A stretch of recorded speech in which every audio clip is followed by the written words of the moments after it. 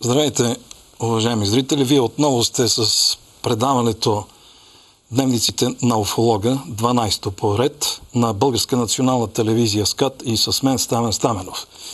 Както винаги, спазвайки обещанията си с вас, уважаеми зрители, аз и този път съм ви приготвил супер интересен, дори мога да кажа бомбастично страшен материал. Но тъй като при нас нищо не се крие, а трябва да се показва, защото първо Българска национална телевизия СКАТ е изключително откровена, изключително доблестна и определено това е единствената телевизия, която показва истините, такива каквито са. Точно заради това аз не смятам да нанасям каквито и да са корекции в видеодокументите, които ви показвам. Това е едно. И две, искам да предупредя хората, които са по-чувствителни, защото сега, когато запуснем видеодокументалния материал, вие сами, уважаеми зрители, ще прочетете предупреждението на авторите на филма, защото това е един изключително опасен документален видеоматериал. Говоря опасен от към гледна точка на съдържанието му, защото съдържанието му е потресаващо. С това не искам да ви привличам предварително да изгледате видеоматериала, а наистина вникнете в предупреждението. Материалът наистина е опасен. Тези от вас, на които не им хареса, спокойно минете на другите канали. Аз, преди да пуснем видеоматериала, искам да кажа две-три неща, с които ще ви въведа в руслото на темата на това издание на Дневниците на уфолог. Това издание сега ще се изпише и темата му. Коварното вмешателство на рептилиите или коварните игри на рептилиите с човечеството. Няма нищо преувеличено. Напротив, тук нещата са смекчени. Много пъти съм ви говорил от това студио, че с нас се извършват какви ни не експерименти. Главната причина за това е една единствена. Нивото ни на развитие. Наистина, технико-технологично човечеството е много зле и е много изостанало. Точно от към тази позиция, въоръжени с супер технологии, онези, които не се церемонят да се вмешват в работите и в живота на по-ниско развитите от тях, пак визирам в технико-технологично отношение, те го правят безцеремонно. И тъй като темата е рептилиите, защото ние основно си страдаме от тях, трябва да се знае, че рептилиите са една много стара раса. Много стара раса. Те са на милиони години и са дошли в нашата Вселена, забележете, от предидущата Вселена. А нашата Вселена, според книгата Орантия, аз ще ви я покажа един ден, имам я в своя офис, тя е около 3000 страници тухла. Аз я наричам космическата Библия, защото е и де-факто и де-юре е такава. Значи, там е посочено, че рептилиите идват от предишната Вселена, шестата поред. Аз съм ви споменавал, че Вселените не се раждат с големи взривове. А в тях постоянно има големи взривове, защото постоянно избухват свръхнови. Вселените се себе раждат. Тоест, по-старата или предидущата ражда следващата. Това нещо трябва да се запомни. Защо? Защото и Вселената, както и ние, сме живи и разумни същества. Ние сме субекти. Вселената е майката субект, а ние сме едно изключително мижево нейно творение. Но въпреки всичко сме надарени с разум. И така, рептилиите смятат себе си за богоизбрани. Точка първа. Точка втора. Рептилиите смятат, че Бога, който ги е създал, е такъв какъвто са и те. В смисъл. Те твърдат в собствената си философска концепция, че божествената страна на Вселената или Богът във Вселената има вид на рептилии. И щом като това е така, всички останали нерептилиански видове, забележете, подлежат на изтребване от тях самите. Това нещо те са правили с нас, тук на планетата Земя, с антропогенния вид от милиони години, не от хиляди години. И още едно допълнение. Рептилиите са изключително въоръжени с невероятни технологии и технически средства, които ние наричаме супер оръжия. Като започнем от лъчевите, лазерните, преминем и през генетичните и какви ли още не. Заради това ние сме в изключително неблагоприятно състояние. Позицията ни е много ниска. И затова винаги сме се нуждаели от помощ и такава помощ винаги има други сили, които са по наш образ и подобие, или по-точно ние сме създадени от тях по техен образ и подобие, те са готови винаги да се притекат на помощ, което са го и правили. Има един руски автор, казва се Георги Бореев, който е написал 2 изумителни тома, документална хроника от историята на планетата Земя. Тази хроника включва, или по-точно пергелът е много широко разтворен, защото включва милиони години. Там Георги Бореев недвусмислено подсказва, че човешката раса като хуманоидна е млада раса. Това едно и две. Тя е създадена и нейните създатели прилагат изключителни грижи за тези, които са създали. Естествено и ние така правиме. Тези, които създаваме, ние се грижиме за тях. И последно, рептилиите в последната война, според Георги Бореев, която се е водила за планетата Земя преди около 30 000 земни години, са превзели и узурпирали планетата Земя и заради това живота тук е пълен с абсурди, пълен с насилие и какви ли не ужаси. Не се очудвайте защо и днес, в това коварно време, в което живеем, уважаеми зрители, нещата са изключително драматични. И сега аз ще помоля операторът от апаратната да запуснем видеоматериала, а вие гледайте много внимателно. Постарайте се, субтитрите сега са оригинални, на чист български език, да ги прочетете добре.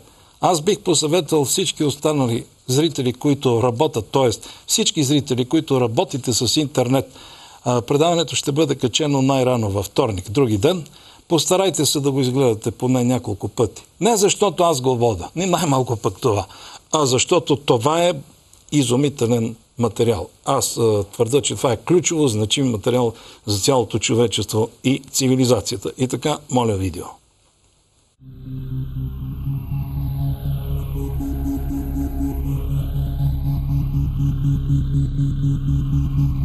His claims are bizarre. Aliens are here on planet Earth. Our political leaders, okay, prime ministers, presidents, vice presidents, senators, not all of them, but most of them are not really human. They are reptilian aliens hiding behind human form. His story, nearly impossible to believe. Look, I am not a conspiracy theorist. Before all of this began, if you would have told me that aliens or UFOs were real, I would have laughed in your face. But what we captured on video is real. Is this man just another desperate filmmaker looking for publicity? Or is he telling the truth? If I am lying to you, tell me, who burnt down my apartment? You checked with the fire department. They told you, they confirmed to you that this was an act of arson. The U.S. government did this to try and destroy my evidence, to try and shut me up. And if this man is not lying, how then are we to explain the death of this U.S. Marine? This is the Marine that we were working with. He came forward to talk to us about this alien conspiracy, and now he's dead. That's not a coincidence. U.S. government assassins murdered him and his family, and they made this look like a suicide. Because he blew the whistle? Yes, because he blew the whistle. Because he came forward to tell us what he had seen. Vice President Dick Cheney turning from a human into an alien. And if his story is nothing more than a hoax, who was it that destroyed his best friend's life? Brandon and I, we went too far, man. We got too close to the truth. And now his life, and my life, it's over. Is this man to be believed? Did he indeed capture on his video camera the most important story of our time? Or is he lying? On this edition of Truth Seeker TV, we will reveal what our investigation into this man's account unearthed, and what we found may shock you.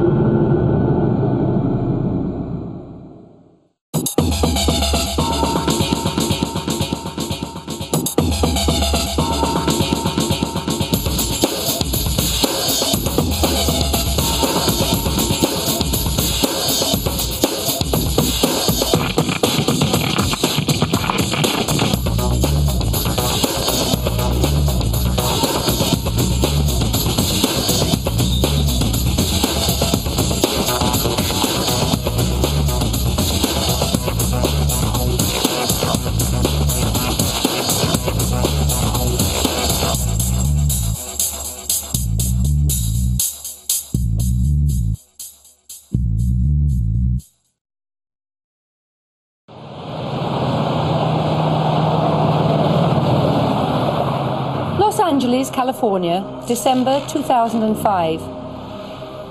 Our subject has agreed to grant us an interview, but only if we protect his anonymity.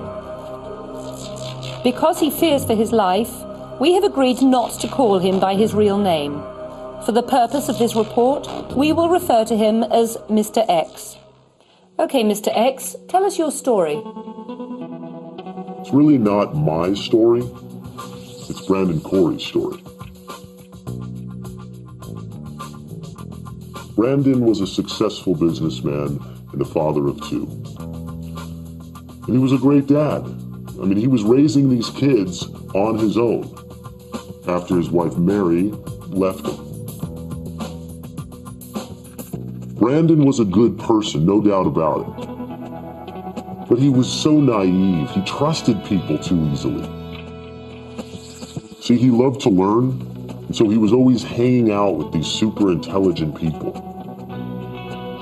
But some of these people, some of these so-called friends, they were not genuine. Brandon had been hanging out with this character named Jude Kemper. Kemper was a documentary filmmaker, and he was making this movie on Vice President Dick Cheney. It's a very anti-Dick Cheney film. And during the filming of it, before he could finish it, Jude Kemper disappeared. The anti-Dick Cheney film Jude Kemper was making at the time of his disappearance was entitled The Warmonger. While Kemper's film was never finished, Truth Seeker TV has procured the following clip. There is no doubt that Saddam Hussein now has weapons of mass destruction. There is no doubt that he is amassing them to use against our friends, against our allies, and against us. Vice President Dick Cheney is not just a greedy, thieving warmonger. There is much more to the shapeshifter that has yet to be revealed. The real Dick Cheney must be exposed.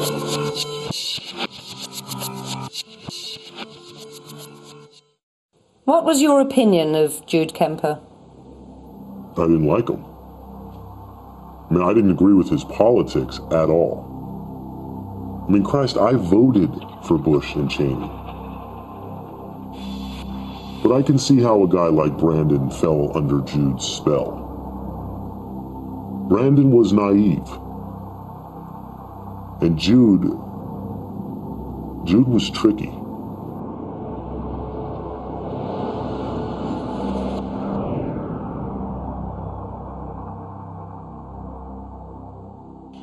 This is Brandon Corey's ex-wife, Mary Hill. We asked Miss Hill for her impressions of her ex-husband's best friend and guru, Jude Kemper. Jude was definitely in your face when it came to his political views. Very left-wing, and he wanted everybody to know it. He's a very intelligent person, you know, no doubt about it. Very articulate, but out there. Conspiracy stuff. He once went on and on to me about how we are living in Orwellian times and how one day very soon we will be living in a police state. And I don't know. To be honest, he was not tactful. And at times he was inappropriate. How so? He kept referring to Vice President Dick Cheney as a terrorist and a Satanist.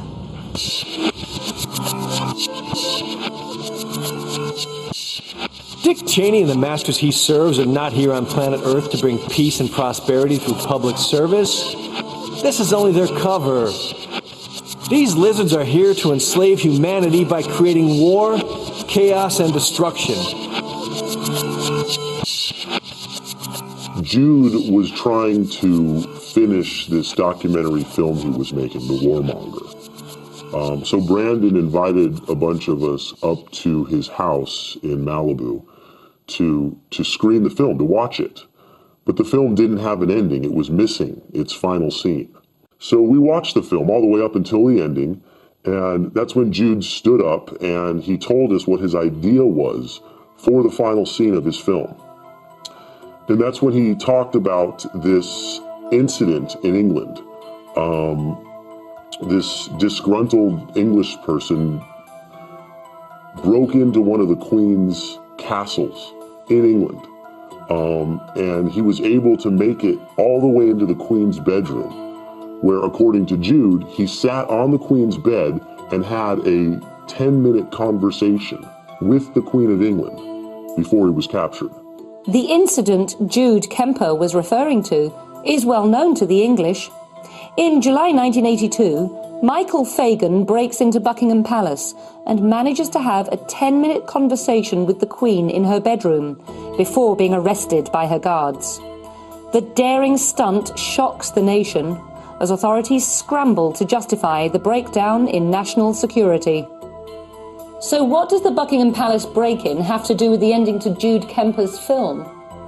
Because Jude was planning to do the same thing to Vice President Cheney. You mean to break into the Vice President's room and have a conversation with him? Yes, but unlike the guy in England, Jude's idea was to wear this hidden internet camera and capture this entire conversation on tape. And then he was going to use it as the final scene in his documentary. So what was Jude Kemper planning to say to Dick Cheney? I don't know. I asked him, but he wouldn't say. It was weird. He kept saying, all will be revealed. All will be revealed.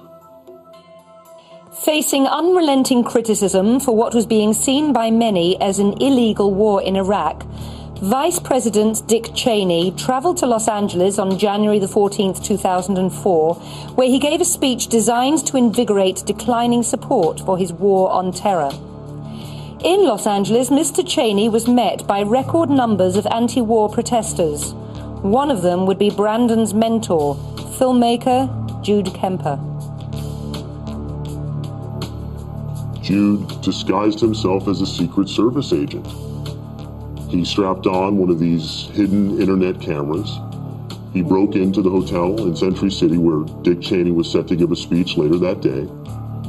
He made it all the way up to the penthouse suite, to the penthouse floor, where he was arrested by U.S. Secret Service agents.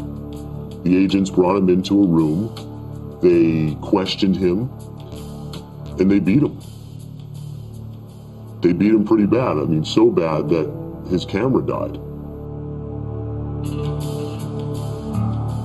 But there is no record of Jude Kemper's arrest.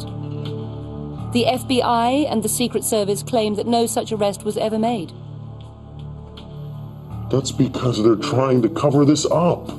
Jude Kemper had very specific information about Vice President Dick Cheney. Information that the government doesn't want the world to see. Okay, now back to the footage. Jude's camera captured it, but how did Brandon get it? Brandon's computer at his house in Malibu was set up with the software to receive the signal. To better understand how Jude Kemper's hidden camera could have survived without he himself resurfacing, we sought the advice of an expert in internet camera technology. Explain to me how these web cameras work. What it was a camera that's the size of a button, like on your shirt. And we would put that button, that camera, in a place that would look natural. And then utilizing the same technology that your cell phone uses enables anything seen by this camera to be picked up by your computer on the internet. In an effort to ascertain the legitimacy of the footage, I spoke with retired Secret Service agent Lem Braggs. Mr. Braggs has first-hand knowledge of presidential detail, having been on the team protecting President Reagan the day he was shot. Mr. Braggs, in your opinion, is this footage real? There are several things we have to look at in an effort to verify the accuracy of this footage. First, the Situation Room. That does follow United States Secret Service protocol. After a suspect's arrested, he's detained on the premises while the Vice President's removed. And as far as I can tell, what I saw in that footage, that room, is accurate as far as in terms of equipment. There is something very curious about these images. Jude Kemper gains access to the hotel by what appears to be underground tunnels. What do you know about these tunnels? I'm reluctant to talk about the tunnels. There's a tunneling system underneath the Century Plaza Hotel. As a matter of fact, there are tunnels that crisscross the whole of the United States. For what purpose?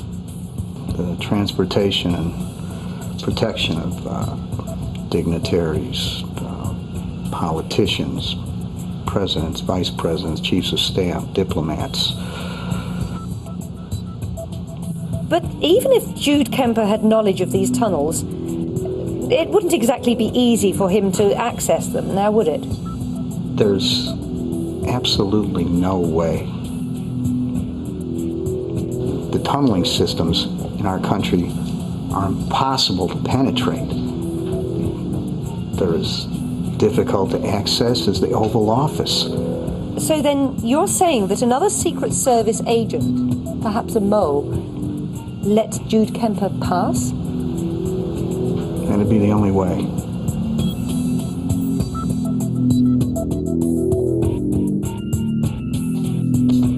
After he had watched Secret Service agents assaulting his friend, Brandon copied the footage to a DVD disc and brought it in to the Los Angeles Police Department.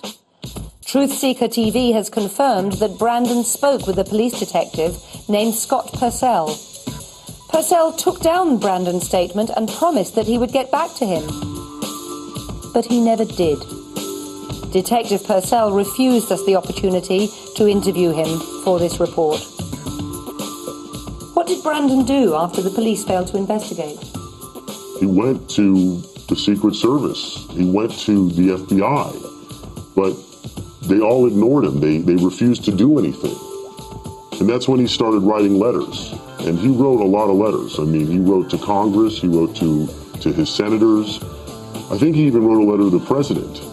But nothing happened. Everyone was ignoring him. According to Mr. X, after weeks of trying to get both local authorities and the federal government to help him get justice for his friend, Brandon made a decision that would prove to be fatal. He decided to go looking for Jude on his own. So Brandon goes on his search for Jude, and he hires you to videotape him while he investigates. Why film this? Because he had a sense that he was getting in over his head and he wanted it documented in case something went wrong, which it did. Do you regret getting involved in Brandon's investigation? Lady, I don't have a home anymore. What do you think? Where's the first place you went on your investigation? We went to Detective Scott Purcell's house. Now, this is the detective that Brandon originally filed the missing persons report with. the guy that had been ignoring Brandon's phone calls. This shit is him.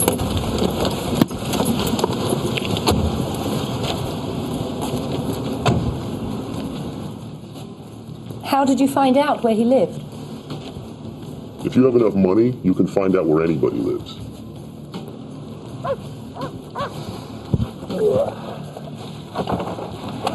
Detective Purcell, Brandon Corey.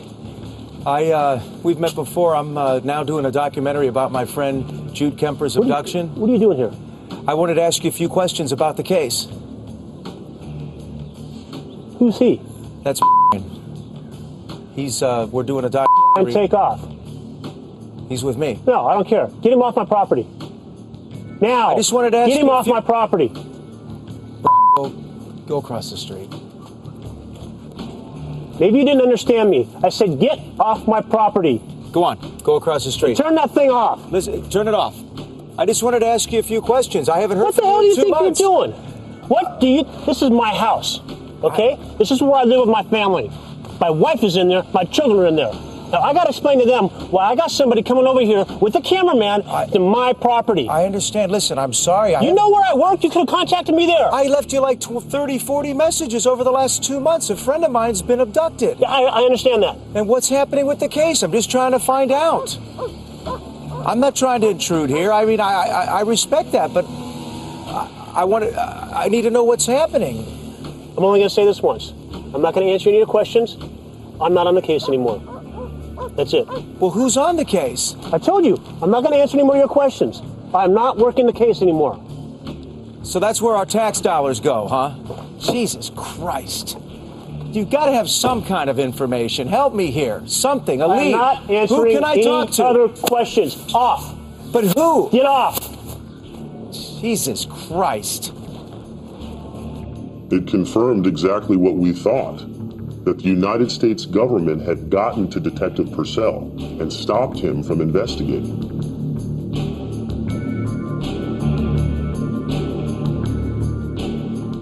After exhausting all official channels, Brandon turns to the private sector by hiring this private investigator.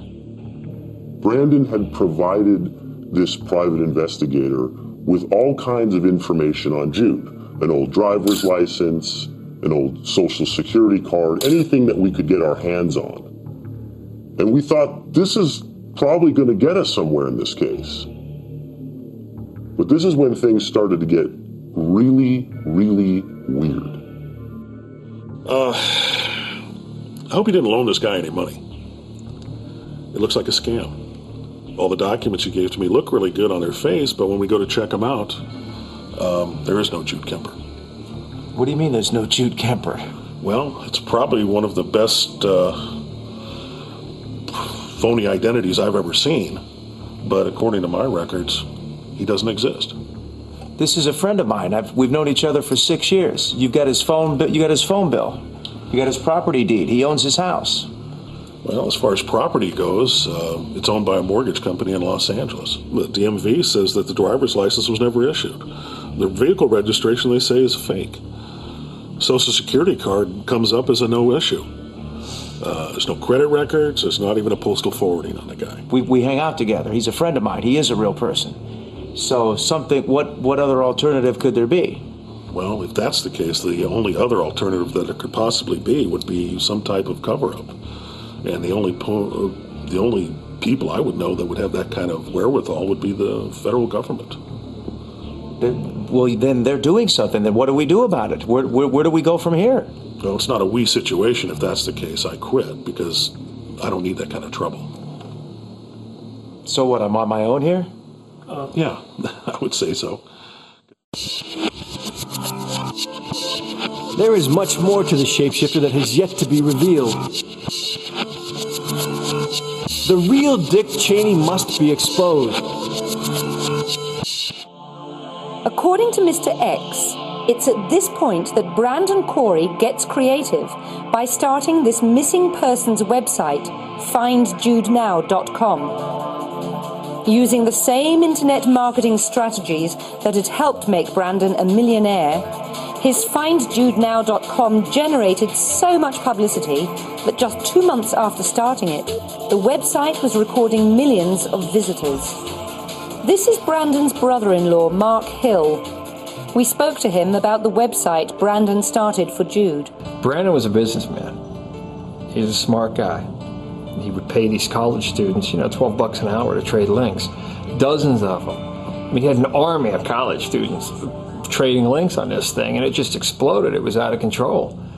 And that's when he started getting all the mainstream press. Hey, Brandon? Yeah. Let's walk. So this Marine, didn't he know that he was being filmed? Well, I didn't think he knew. See, I was back a good 200 yards on the steps of the Lincoln Monument. Brandon was wired for audio. And we got him, picture and audio. But barely. After returning from special assignment in Iraq, where I worked to provide security for visiting U.S. officials, I was sent to a place called Bohemian Grove, here in America. Have you heard of this place, Mr. Corey? No, what is it? Bohemian Grove is a private compound. It stretches across 3,000 acres of redwood forest in Northern California. It's where the leaders of the world go to worship. What do they worship? At Bohemian Grove, I was assigned to work with the U.S. Secret Service to help provide protection for a secret meeting that was to be attended by major political leaders. I was assigned to protect an area off the kitchen in the main house. While I was securing this area, I heard a strange sound coming from the floors below. It was an ominous chanting sort of sound. I worked my way toward the chanting, and after what must have been at least 15 minutes, I found the room that chanting was coming from. And that's where I saw it. What did you see? I saw a shapeshift, Mr. Corey. What's a shapeshift? Your friend Jude broke into the Century Plaza Hotel dressed as a Secret Service agent. Once inside, he was trying to make his way toward a hotel suite being guarded by 2 agents. Inside that room was Dick Cheney. Ask yourself why Jude wanted to get into that room. Jude was trying to get into that room to get him to talk about the war in Iraq, to get him on camera admitting that he lies to the American people. No. Your friend Jude might have been crazy, but he wasn't stupid. You don't breach national security and risk getting killed just to have a conversation with the vice president. Keep digging, Mr. Corey. Keep digging and you'll find the answer. Wait a minute, sir. You said something about seeing a shapeshift. What is that? Watch Jude's film, Mr. Corey, and you'll find some answers in it. I've watched it 100 times. Keep digging. Keep digging, Mr. Corey. Good luck.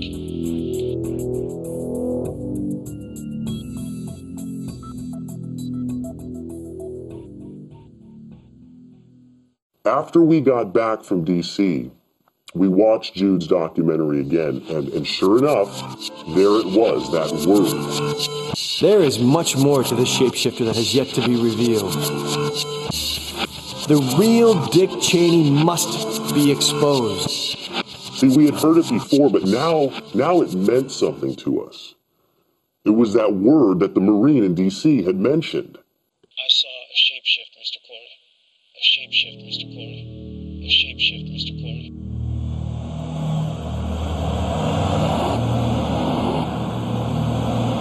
Next, we went to Jude's house in the San Fernando Valley to see if we could find any more information on this shape-shifting. But when we got there, it was condemned. Shit, it's locked. You got a flashlight? So how did you get in? We broke it. Give me the camera back.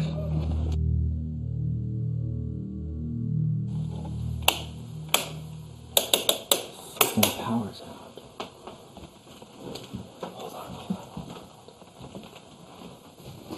Jesus Christ, this guy.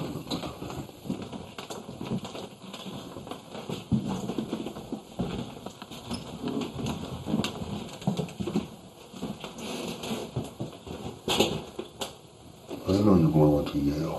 I didn't either. That's weird. What's so weird about it? I think you would have mentioned it.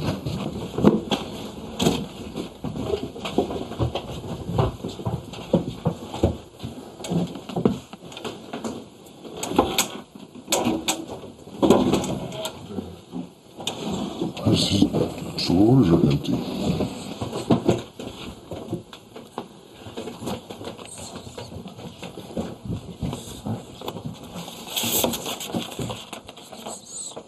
There's that book from David Icke. This is that guy that Ron was talking about on the phone.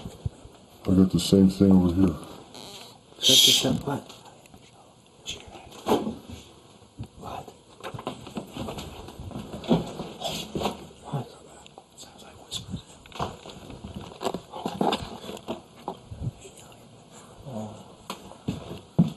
Hello?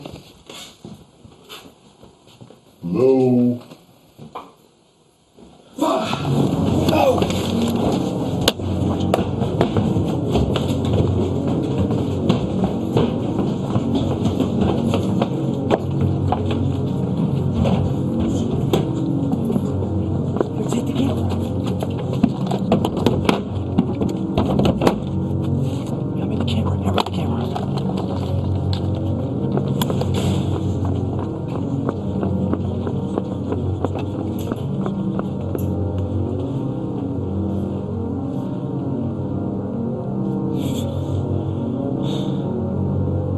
See, this was a weird thing, because we definitely felt that somebody was in that house.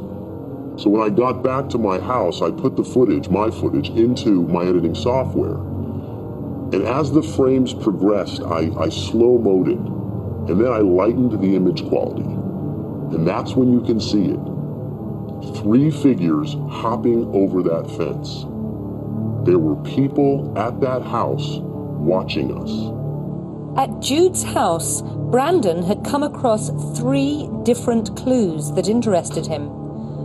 First, he finds a book by a writer named David Icke. Icke is a world-famous author and speaker. One thing you must know is you are surrounded by millions of reptilian men.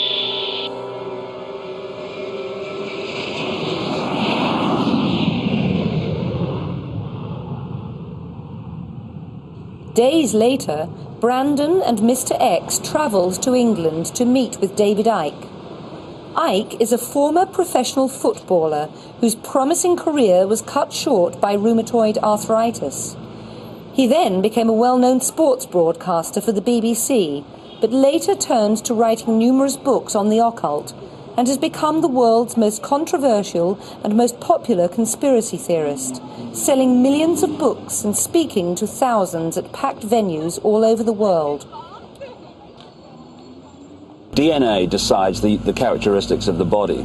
Now, scientists think they know a lot about DNA. They know shit about DNA compared with the reptilians.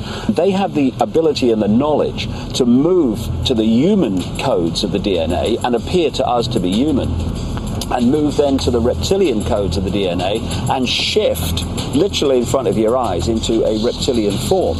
But have people witnessed this? Well, I've talked to hundreds and hundreds of people who have witnessed this. I've come across endless stories. One of them, for instance, came from a victim of US government mind control. There are these massive mind control projects.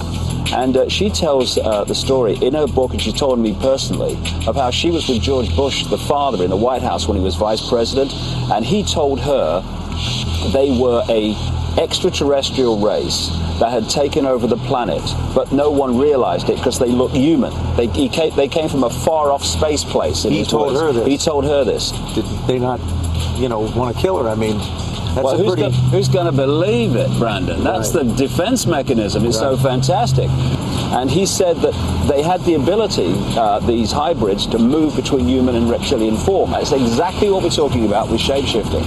And interestingly, the first things to go, and that which goes quickest, is the eyes. They move to a reptilian form first. And it often happens when these guys are in a real emotional state or really, really angry. It starts to move that DNA shift. David, I wanted to ask you about some disturbing footage that I got in Los Angeles. Some really bizarre. It's really bizarre. It's these women that claim that they've had sexual relations and relationships with these reptilians. I mean, have you heard of this before? Yeah, it makes absolute sense. I've heard it from so many different people around the world that this abuse and stuff goes on. What's going on here? All right. Okay.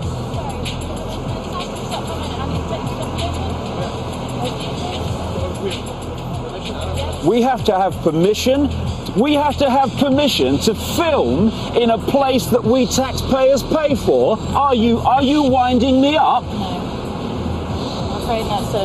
Well, over here, you see, you've got this bloody protest here against the Iraq war. It's been going on for bloody 3 years. And the other night, they pulled it all down.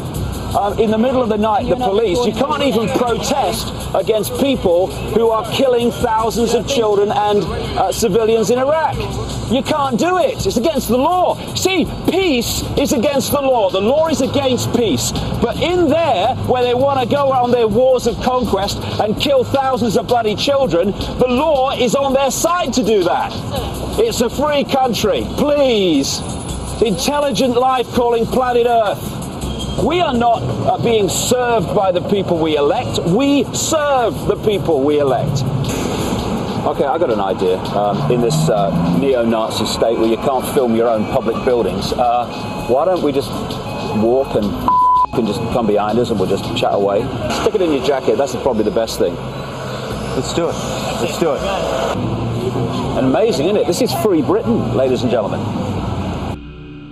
So, according to Mr. Icke's instruction, you then hid your camera inside your jacket? Yes, I had to.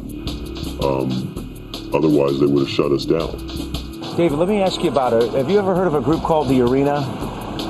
No, what's that?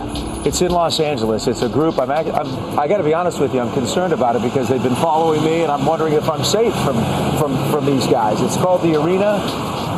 I've never heard of The Arena, but all over the world there are hundreds of thousands of groups and cults that work in secrecy that you would call secret societies, secret groupings, and in the end they fit together to form the web of global control and manipulation. But I've never come across specifically The Arena, no. Now let me ask you, if you, since I've now found out about them and they know that I've found out about them, I've been followed by them, am I safe?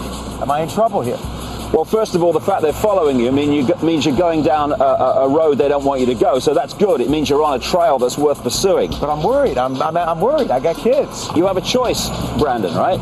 You can walk away and let them intimidate you and go into your nice life and forget about Jude and forget about all this shite, right?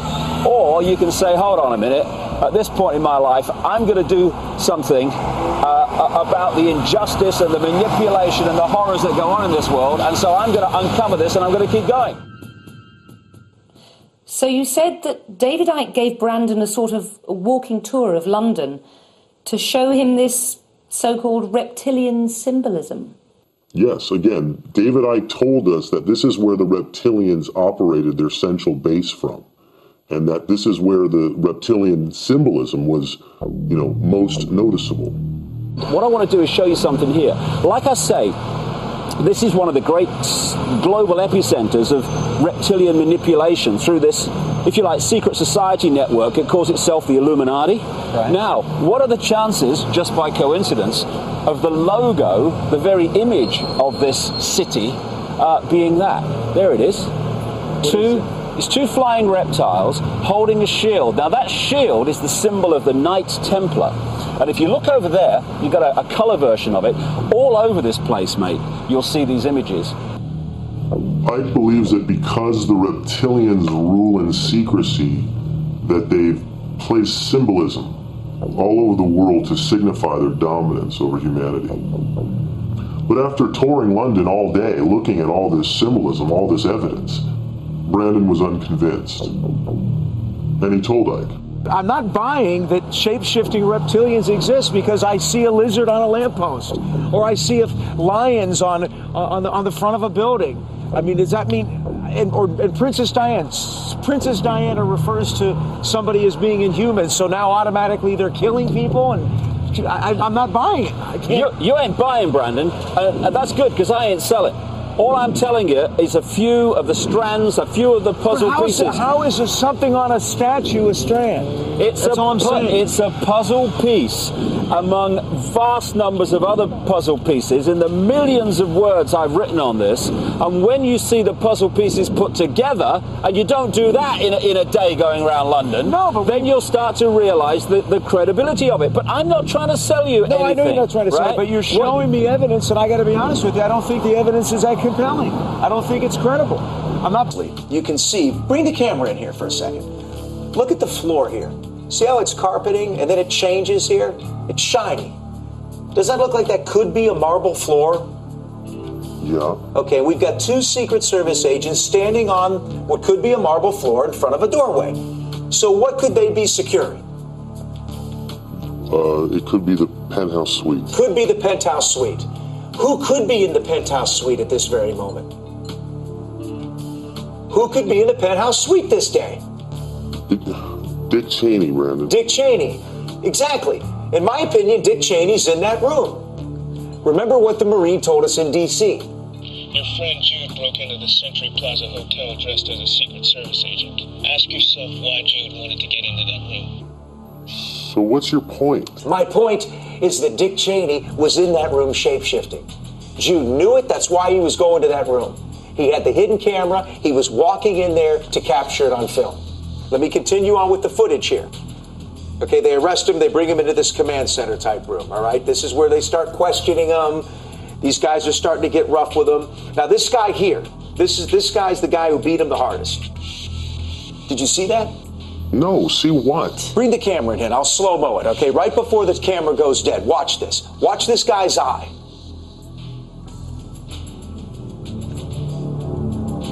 Look at that. What is that? That's not a normal pupil. A human pupil is round. That's a vertical pupil. What has a vertical pupil? Those lizard people, those reptilians. Remember what David said in the taxi cab in London. He said, when these people shapeshift, they do it in a fit of rage, and the first thing to go is their eyes. Had Jude's camera not have been knocked dead, he'd have gotten a full shapeshift on film. Think it through here, man. We followed up every lead. We went to Jude's house. What did we find? We found that book on David Icke. We know that. What else did we find? We found that other book, that Bible-type book from that group, The Arena. That's the only thing that we haven't followed up on is that group, The Arena. This is Professor Richard Wayman, who heads the Department of Occult Research, a non-profit organization in Denver, Colorado. Professor, can you tell us about this group, The Arena? Well, The Arena believed that man was created when Eve joined into a sexual union with the serpent in the Garden of Eden, thus creating man to serve and carry out the will of the serpent race, or lizard people, as some refer to them. Can you explain what you mean when you say the lizard people? Yes, The Arena believe that there are many people that walk among us who look human but really aren't. They call them the lizard people.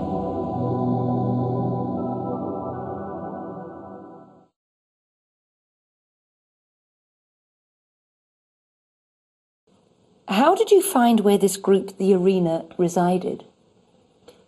Brandon was in contact with the Marine in D.C., and he gave us the address. What was Brandon looking for?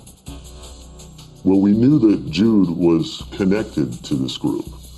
So we were looking for anything that could connect, the Arena to the reptilians or the lizard people. But we couldn't find anything. So we just waited and waited until finally they came out. How long did you and Brandon follow The Arena around for? We followed them around for a couple of weeks. But most of the places that we followed them to were just everyday, errand type places. The cleaners, the video store. But then finally, we followed them to this building. It was a strange building with a strange energy around it. And it was built in the shape of a pyramid. But what was really crazy was who was guarding the building. U.S. Secret Service agents. Which proved to us that the Arena and the Secret Service are connected. Which could explain how Jude was able to get past the Secret Service agent guarding the elevator. Yes. Next, Brandon contacts the Marine whom they had originally met in Washington, D.C. The two men meet in a hotel room by the airport in Denver, Colorado. Mr. X rigs a hidden camera in the corner of the room so as to capture their conversation. But the camera is faulty and the audio distorted. Mr. X relayed what was said. The Marine confirmed what Brandon had suspected. He told us that Jude was indeed part of a conspiracy involving U.S. Secret Service agents and the arena. And what was the conspiracy? So those agents on the penthouse floor, they were supposed to let Jude into that room so he could get Dick Cheney shape-shifting, right? Yes. But he was stopped. So what happened? The plan failed. Your friend Jude didn't fail. He was double-crossed. But he got part of a shape-shifting film. His mission was Dick Cheney, but he was betrayed. And once he realized this, he opted to trigger the Secret Service agent that betrayed him. What do you mean, trigger? Jude knew his hidden camera was still on. He fooled the agent into revealing himself right before the camera died. Also in the meeting, Brandon is offered a dangerous opportunity, one that will destroy his life forever. When we first met, I told you what I saw at a place called Bohemian Grove. Do you remember? Yeah, that's the place where you saw the shapeshift. I can get you into Bohemian Grove, and if you follow my instructions to the letter, you can expose what Jude was trying to reveal. You mean a shapeshift? How am I going to get into Bohemian Grove? I'll be in contact, Mr. Corey. He got him in as part of the wait staff. I tried to talk Brandon out of this, but he wouldn't listen. And yet you agreed to have your computer receive the signal from his hidden camera. Yes. Because the details of Brandon's daring infiltration into Bohemian Grove are limited, we have only conjecture to help guide us through the machinations of his journey. Да, уважаеми зрители, аз си позволих да пусна 2/3 от видеоматериала. Вие вече разбрахте за какво става дума. Аз не случайно на гърба на книгата ми съм написал следното. Отдавна е настъпило време за обединяване на усилията на всички загрижени за живота на земята будни хора в името на нашето общо спасение. Защото човечеството се намира под двойно робство, без все още да осъзнава собствената си трагедия. Уважаеми зрители, това не са изхвърлящи думи. Това не цели някаква такава еуфория да създавам около себе си или да концентрирам вашето внимание върху моите книги. Нищо подобно. В момента аз извършвам, дори ако щете да го приемете, ако щете не, галактически акт. Ние, както всички честни, съвестни и естествено хуманоидни хора, принадлежащи и защитаващи хуманоидния вид в този образ и подобие, в който сме длъжни да разобличим интервентите на планетата Земя, които до такава степен са се инфилтрирали в нашето общество, че са го съсипали тотално. Те са обезмислили нашия живот в доста голяма степен. И точно заради това, че ние все пак имаме шанс, защото наистина за нас се грижат същества, които са нерептилоподобни, които са ангелски същества. Цялата галактическа федерация на светлината е загрижена за планетата Земя и за нас човешката раса, уважаеми зрители. Точно в този контекст вие сте умни хора. Направете един невероятен анализ на ситуацията в България. Какво става в момента? И от кога започна тази драма да се вихри тук? Да ви прави впечатление нещо? Тази драма се вихри откакто Съединените щати окупираха България. Ето това искам да ви кажа. Не дейте да мислите, че от никого нищо не зависи. Напротив, зависи от всеки един от нас. Какво ще бъде не само настоящето ни, но и бъдещето за тези, които оставяме след нас. Аз апелирам към вас, уважаеми зрители. Миналият път аз бях достатъчно афектиран поради простия факт, че прочетох едно изумително послание. Да, това послание наистина предупреждава и за тези опасности. Но аз искам да ударя още един път по ръждясалата камбана на нашата българска съвест. До кога, уважаеми зрители, ще продължаваме да тънем в това жестоко робство на нашата собствена психика? Да се правим, че не забелязваме обективни неща, които са не само очебиещи, те са очевадни, които ни унищожават всеки ден. И пак да ви попитам, нима в края на краищата ние няма да вземем на части съдбата, поне на части съдбата си, собствената ни съдба, в собствените ни ръце. Наближават избори, уважаеми зрители. Аз знам, че това изобщо не си прави и илюзията, че това може да промени нещо съществено в този глобален план на трагедията ни. Но ние можем да променим в локален план. Нашата ситуация тук в България е пагубно драматична. Нали виждате политическият башибозук какви гаври прави с нас, с обикновените, честните, съвестните, високо отговорни хора, които с кръвта и потта си изградиха България. А днес нашата България я няма. Тя е ограбена. Защото я продадоха. Можете да отворите хроники на икономическият убиец на Джон Перкинс и да прочетете или по-точно да разгледате в интернет много внимателно как се убиват държави в днешно време. И веднага ще ви стане ясно, че и нашата държава е една от убитите. И мислите, че тези рептилии, да, точно те дирижират този парад. Те искат унищожаването на хуманоидната раса в така нареченият и вид пети адамически. Ние сме петата адамическа раса. Внимавайте добре какво искам да кажа. Искам да кажа, че от всеки един човек, който се е появил в човешка униформа тук на земята, зависи съдбата на цялото човечество. Зависи съдбата на човека, на хората около него, до него. Тоест, ние трябва да бъдем високо отговорни, пробудени и отделно от това решително настъпателни. Видяхте какво правят тези хора? Честни, доблестни, те са обикновени хора в Съединените щати и в Англия. А Дейвид Айк е един световно известен автор, който пръв дръзна да повдигне тази завеса и сложи, както се казва, пръста в дулото на пистолета, без да го е страх, че ще бъде разстрелян точно от този пистолет. Аз питам колко достойни хора имат смелостта да направят това днес. Ако не в глобален план за цялото човечество, то поне за нас самите. Скъпи приятели, сънародници, ние не си дерем нервите. Ние не заставаме срещу амбразурата тук така.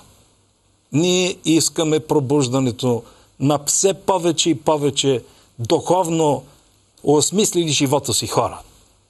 И само тогава, миналия път ви казах, че трябва в България да бъдат изградени 22. Забележете, това не е случайно число. 22 духовни общности, които трябва да преминат светкавично към единение и да направим една наистина висша духовна мрежа. Благодаря на всички вас, които ми писахте. Получил съм около 10 писма и днес. Нямам време да ви отговарям сега, защото виждате колко по-сериозни теми разглеждаме с вас в това студио. И ще продължа. Аз съм ви обещал, че ще ви захранвам с супер актуална информация. Но ви моля, наистина ви моля, коленопреклонно ви моля, братя и сестри сънародници, България е в супер тежко състояние. Не дейте да мислите, че тези, на които така фиктивно или целенасочено поверяваме съдбата си е така с леки ръце, ще ни решат въпросите. Въпросът, както се казва, проблемът на давещите се е техен проблем. А давещите се, това сме ние с вас. Ние всички. 25 години издевателства, 25 години безчинства, грабежи и разрушения. И това вие мислите, че ще спре утре. Само при едно положение, уважаеми зрители. Само при едно положение. скъпи сънародници. Когато вземем съдбата си в собствените си ръце, когато хванем бика за рогата. Хайде този път да видим. Благодаря ви за вниманието. Ако някого съм засегнал или просто с по-чувствителните, нека да ме извинят. Но това е нашата драма. Благодаря ви. Очаквайте следващото издание в следващата неделя.